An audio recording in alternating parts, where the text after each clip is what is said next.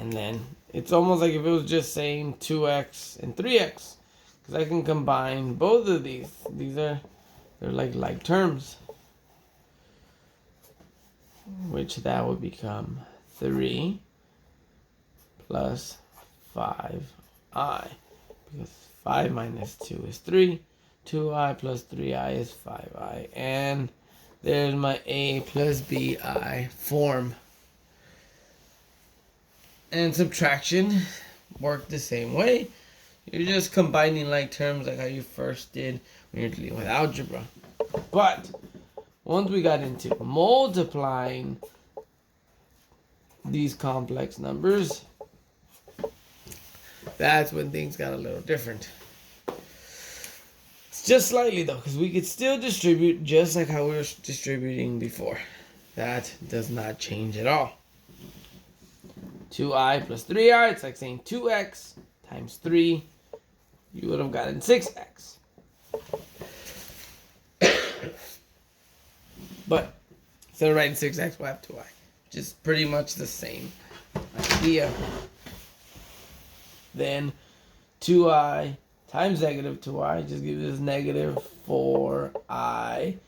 Then x times x, and I to I, gives you that square part. And that's where things are just a little different. We know I squared is equal to negative 1. That's very important.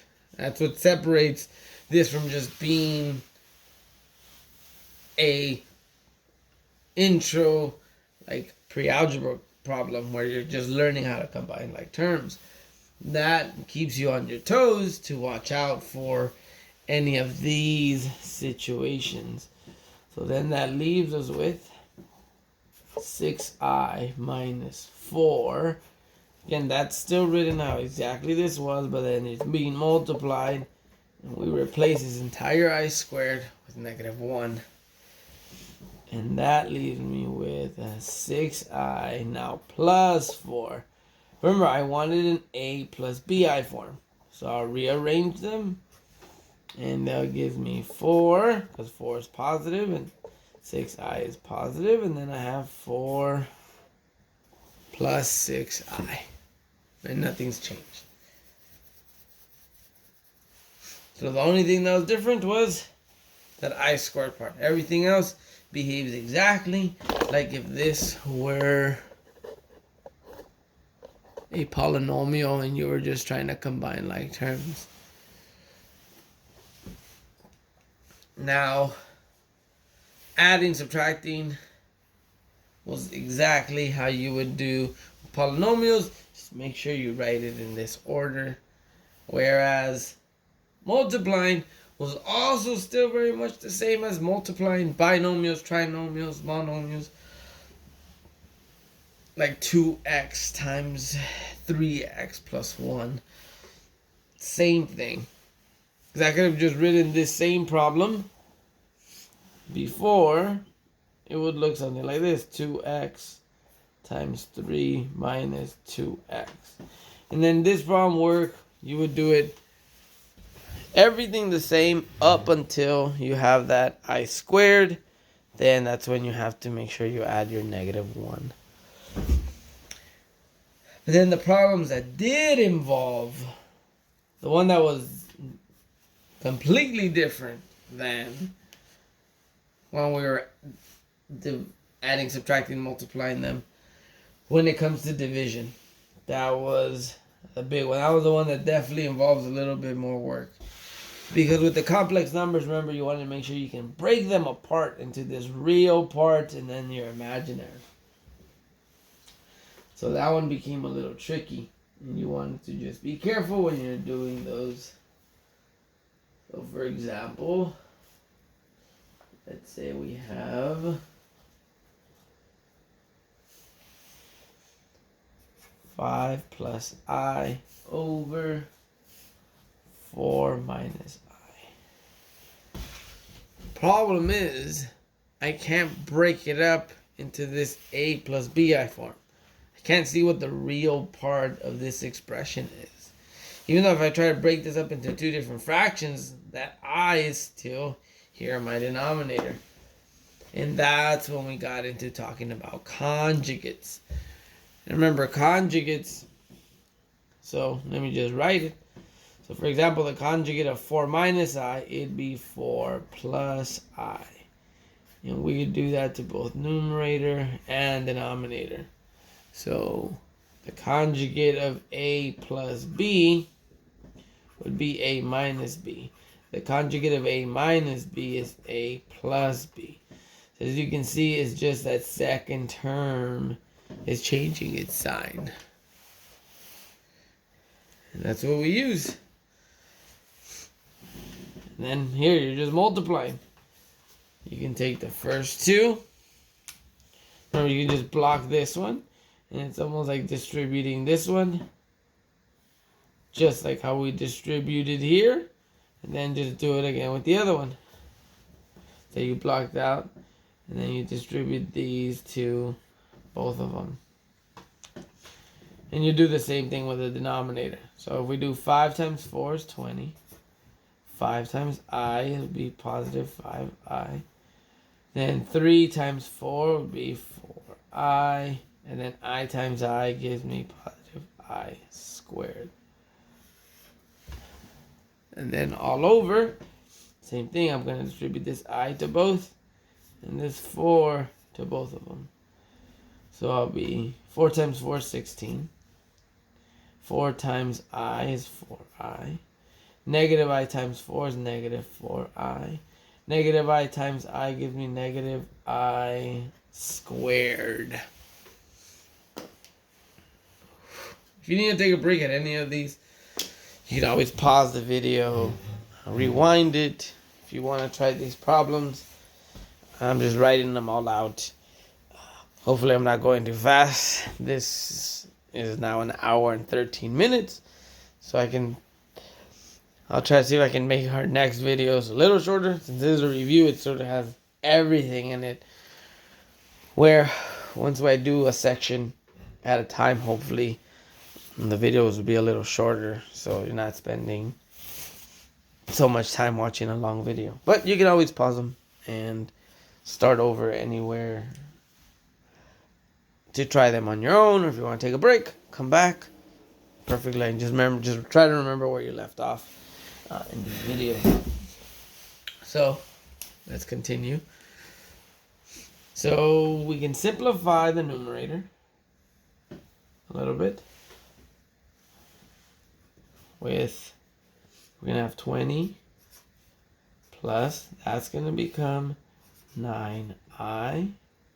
And then here we have our negative 1. I'm still writing the plus there just to emphasize that this isn't the part that's changing. It's because the I squared is negative 1. Then it's going to change it. Then here my denominator. That was the whole point for these to cancel out. I'm left with 16. Don't get it mixed up. That's the reason how I wrote this plus is coming from the problem. This negative 1 coming from I squared. Same thing. There's a negative here, which I'm going to write. But then in parentheses, I'm going to include this negative 1 that came up. Now I can actually combine these two terms together. 20 minus 1 gives me 19 plus 9I over, remember, two negatives become a positive. And we're happy about that. Dun, dun, dun, dun, dun. So that becomes 16 plus 1. Now I have, let me see, I don't squish this over in the corner. 19 plus 9I all over 17. Now we have to remember that when you used to add fractions together, you can combine them. The whole point of adding fraction was so the denominator could be the same and you can combine them into one. But you can use that rule backwards. That if your denominators were the same, when you're adding two fractions, you combine them to one, you can go backwards. So for example, let me put it right here in this little box. So we just did this. So let's say, for example, we have 2 over 5 plus 3 over 5. That's probably not the best example, but the idea is you can combine this into 2 plus 3 all over one of those 5s, because my denominator is the same. So instead of combining now, I'm actually trying to break them apart, because I want to be able to do my A plus BI form. Remember, I'll resort back to that. So then this becomes 19 over 17 plus 9 over 17 I. Then here I can definitely see my real and imaginary. So my A plus BI. It's something that might be A minus BI if that was a negative. ABI just in general, because if that B ends up being negative, it'll change the sign of that number. But that was the one that was the trickiest one, which was dividing. The adding, subtracting, even the multiplying were very similar to something you've done before, with being able to combine like terms. And don't forgetting the rule for whenever you're doing these multiplications, don't forget there's always that rule of exponents, that if you multiply two bases that are the same, you can always add the exponents together. So don't forget that. Alright, we're getting close to the end of this review. So if we go back to the original, we looked at our factoring. We did our quadratic equations that involved the radicals. We simplified some radicals. Well, we simplified them with the I. And we just talked about our complex numbers.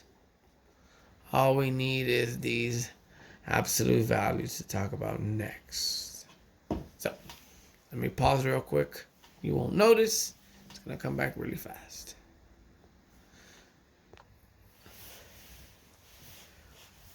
When we looked at the absolute value,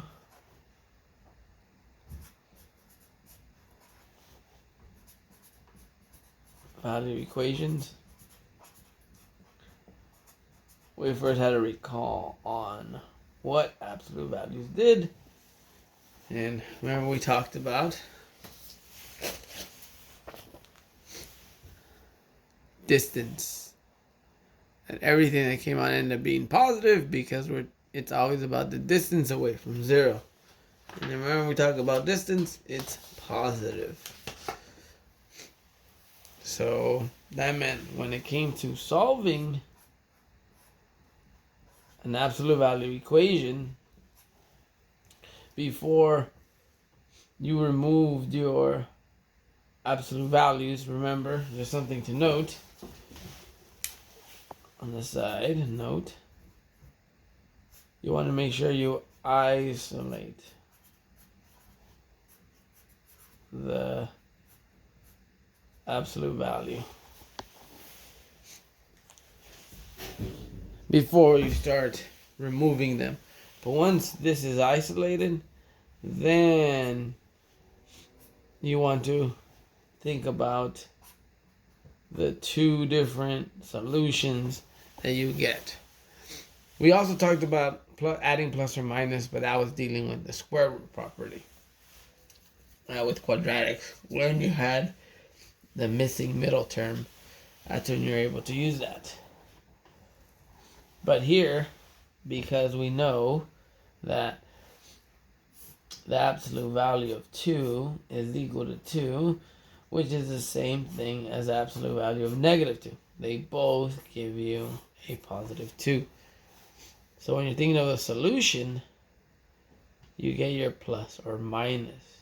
But remember, once you isolate this, you have to be thoughtful about what the constant that you have on your right hand side or left hand side, depending where you isolated the absolute value.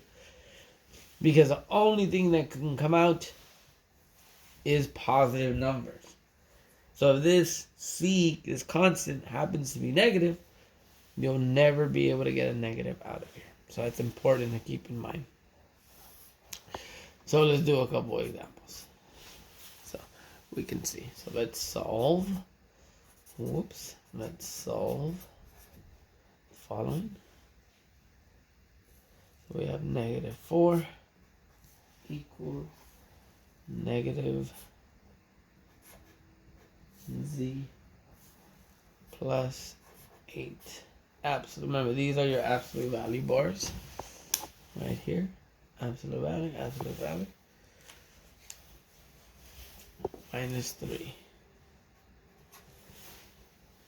So again, the first thing we want to do is isolate these absolute values. So to do that, I need to add 3 to both of these sides. We get 3 to cancel here. Here we get -1 equal to negative z plus 8 inside the absolute value. At first glance, sorry, I've done that a couple of times already. At first glance, we see this negative here. And we think, oh wait, there's not going to be a solution because I can never get a negative outside absolute value.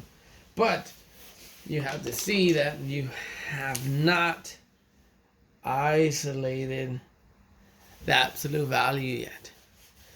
Even remember, you have to isolate this all the way down to the point the leading coefficient is +1, not a negative or any other number. So we actually have to continue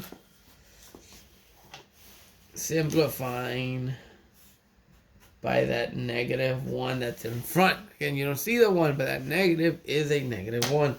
You want to continue simplifying. So then these just end up becoming positive.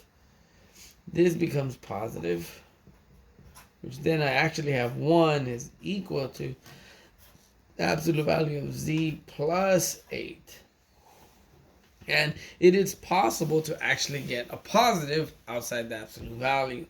So that means you can actually continue to sort of write those two different equations, that plus or minus that I was talking about. We can actually do that. So remember, there's going to be one that looks just like the original one. The only thing that changes is the constant. Everything inside is exactly the same. So I have another z plus 8, but that's going to be equal to -1. And this is going to work exactly the same when we look at the absolute value inequalities, but there's going to be a couple things you need to watch out for. For these absolute value equations, you just want to be careful with once you isolate the absolute value, if it's equal to a negative, because you can't, the absolute value will never be able to equal to a negative. I'll keep saying that. So then this gives us, when we subtract 8 to both sides, z would be equal to -7, right? You subtract 8 here, subtract 8 here, that gives us -7. Same thing here, I'll subtract 8, subtract 8, they cancel. That z is going to give us -9. And for the sake of time, I won't check them, but you can plug these back into the original one to see if it works. So then our solution set, -7 and -9. So again, make sure you isolate it all the way down to even if there's a negative there. You want to isolate that absolute value all the way as much as possible. And then you just want to make sure that it's not being set equal to a negative number. Because when it's set equal to a negative number, that is impossible to be able to do. Whereas here we have it's equal to +1, which is likely to happen. And that's when we create our two, the positive one and the negative one. So just be careful with those situations. Let's look at another one. See if I can fit it down here. Hopefully everyone can see. Let's see, here's another one. We have 6 is equal to 7 plus the absolute value of 9 z. Remember my z's, I put a line in the middle. Minus 3, close absolute value. Again, the only thing disturbing the absolute value now is this 7. So I subtract 7 to both sides, and that leaves me with negative 1 is equal to the absolute value of 9z minus 3. Now here, there's nothing in front of the absolute value. This is completely isolated right now. Since it's completely isolated, then I look, and what is it equal to? I'm making it dramatic because it's equal to a negative number. We cannot have this equal to a negative number because the absolute value can never be negative. And then this is the situations where we have no solution. Or you can write your set notation. It's just empty. There's nothing in there because there's no solution to it. So that's what you want to watch out with these absolute values. Whenever you see it equal to a negative, again, not just any, here we have a whole problem and it's equal to a negative, but it's not that. It's about making sure it's isolated first and then seeing if it's equal to a negative or not. So here it's equal to a positive, it's fine. Once it's equal to any negative number and it's isolated on one side, that is impossible. You can just not happen. So, but then if it was fine, you could just make your 2, solve. But don't just go so quick to making these 2. Once it's isolated, always stop and look. Is it positive or negative? If it's negative, no solution. If it's positive, keep going to these 2. But that's the first thing. Once you isolate it, stop and think about what it's equal to. So you can write that somewhere on your notes, or I can write it here. So once isolated, stop and think. Oops, that's not supposed to. And by stop and think about what it's equal to. If it's equal to a positive or negative after it's isolated. But then we looked at sort of these not special cases, but there's these other situations that happen when we're looking at absolute values. And this will be a last example. This is the last ones we looked at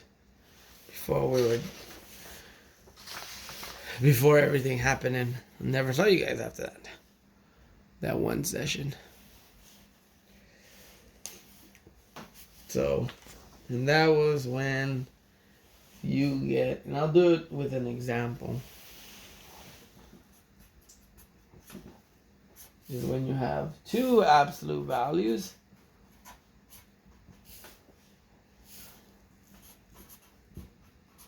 equal to each other. So off the back, they are already isolated. Because if there's something here, like if there's a constant in front of this absolute value, to only get rid of it, I'd have to either divide or I'd have to subtract. But the problem is, if I move it to one side, then the other side's not isolated. And then I want the absolute value to be isolated. So then I isolate one. So you just be going back and forth trying to isolate them, which wouldn't be possible. So when you have these, remember, you have to just start by assuming, and again, didn't matter which one, you can try it later. Just pretend like one of them didn't even have the absolute value. Once you pretend that, 1 is technically isolated, then it's equal to whatever you have on your right or left hand side. And just like the last problem, again, we don't know, this isn't negative, can't see that. So I can continue with making my two different equations. There's going to be the 2a minus 3 equal to a plus 2. So usually one that always has the same thing, doesn't actually change at all. And the second one, remember this, whatever's inside the absolute value, that never changes. So that 2a minus 3, always exactly the same. But then on the next one, that's when you have to start adding that negative. But I'm not just subtracting the right hand side, just the first term. I have to subtract the entire right hand side, which means I'm going to have to apply the distributive property. So again, you see two absolute values equal to each other, you just assume like one of them isn't even there. The other one will already be isolated, which then you can continue with the problem by creating these two linear equations. And now, all it is just trying to isolate the variable. We'll start on the left-hand side. So, I might want to move my variable over to the right-hand side, so I can do that by subtracting a. So then that gives me 2a minus a is just a. And then don't forget your minus 3. Again, this cancels here and you're left with 2. Then I could have added the 3 from the beginning, but just not to cause too much clutter, I'm subtracting the 3's here. I'm canceling them because it's negative 3 plus 3. Where here I got 2 plus 5. And then I have a is equal to 5. Which you can plug in here and see really quick. If I plug in 5 here, it's 2 times 5 is 10, minus 3 is 7. The absolute value of 7 is 7. Here I plug in 5, 5 plus 2 is 7, the absolute value is 7. That looks like it works. But if you have the sake of time, we're not going to check it. But if you have extra time, check it. So then I have 2a minus 3. Once I distribute that negative, it'll be negative a minus 2. If one of these was negative, that would be changing it into a positive. So don't forget that. So yeah, I can do the same thing as before. Move over my variable. Since it's negative a, I'm going to add the a to both sides now. Still cancels on the right hand side because I want to move it over to the left. Give me 5a, same thing, bring down that negative 3, minus 2, and same as before, you can add your 3 to both sides. And I still have this 5a equal to 1, because negative 2 plus 3 gives me positive 1. And lastly, remember when we're dealing with linear equations, all you have to do is isolate your variable. As soon as you see a power greater than 1, is when you resort to zero factor property, which is moving everything over to one side, leaving you with 0 on one, and then a bunch of stuff on the other. I lost my train of thought. So whenever you see a power greater than 1, move everything over to one side, and then try factoring it. If factoring doesn't work, quadratic formula. But here, when the power is not greater than 1, meaning when the power, we know the power right here of a is 1. So all we need to do is isolate it. Since that 5 is multiplying, the opposite of multiplication is division. And careful, this is canceling. Negative 3 plus 3 is 0. This, even though it looks like the same thing, this is simplifying. Because 5 divided by 5 is actually 1. So then I'm multiplying it with a is equal to 1/5. And if you want, you can check it yourself.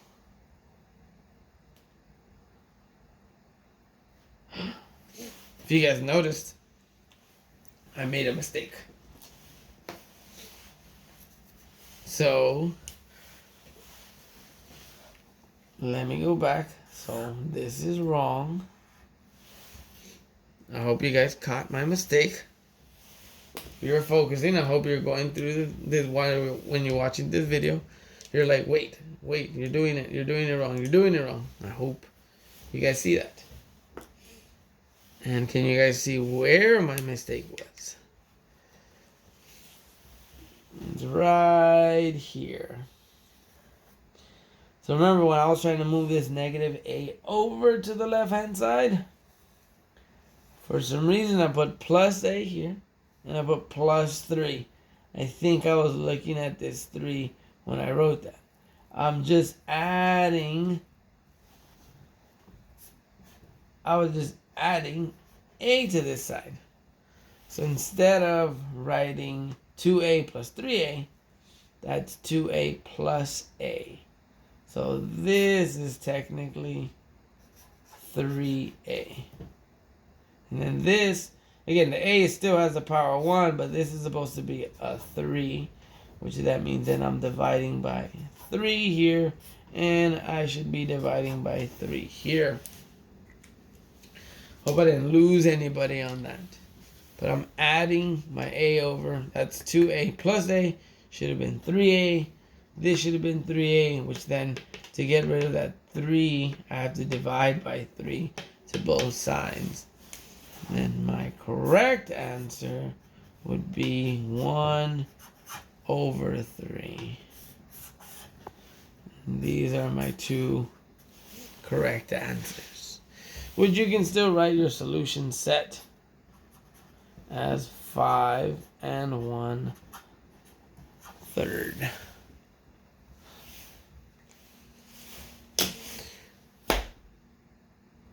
Okay, I think this is a good place. This is what your first exam is going to be on. I hope you watch this entire hour and 38 minutes. And I would be posting your test sometime on Thursday or Friday. It will be a take-home test, which I'll give you about a day to do it. I'll send you a PDF through your email, and I'll post it on Canvas. If you can print it out and write your answers on the test, that'd be great. Just scan it and email it to me. I think I'll give you about a day to do it. Or if you can at least, say if you don't have a printer to print it, I'm okay with you writing your own sheet of paper, but try to keep the same, how would I say it? The same